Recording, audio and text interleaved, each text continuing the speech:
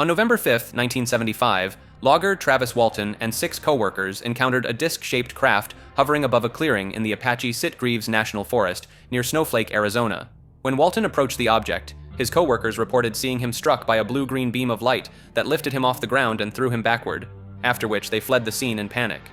The whole clearing was lit up with this weird glow.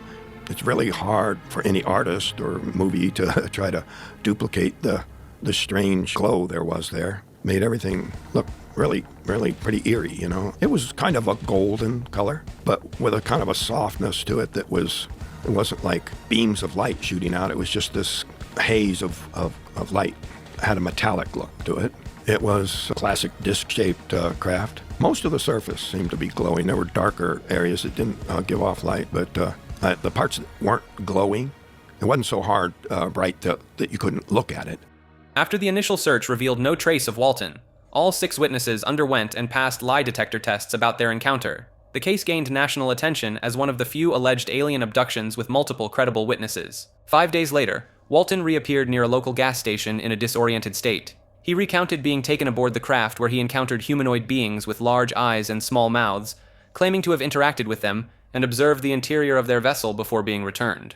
He takes me into this room, and there's some other people like him, and I was assuming that maybe he's not answering my questions because he's got the helmet on. Maybe he can't hear me, maybe he can't talk with that thing on. When he left me with these other people who were dressed like him, except for the helmet, I started over and started asking all of them the questions.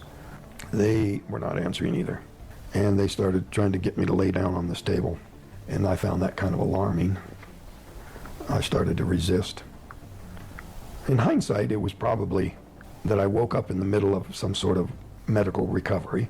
And because I was combative, they needed help from somebody that I wouldn't fight. And they were actually in a hurry to complete this. And because I was fighting these little creatures that they couldn't handle me anymore. So these human-looking people forced me down on the table, administered anesthesia. The Travis Walton case stands as one of the longest documented alien abduction incidents with multiple witnesses who passed polygraph tests and maintained consistent testimonies over decades.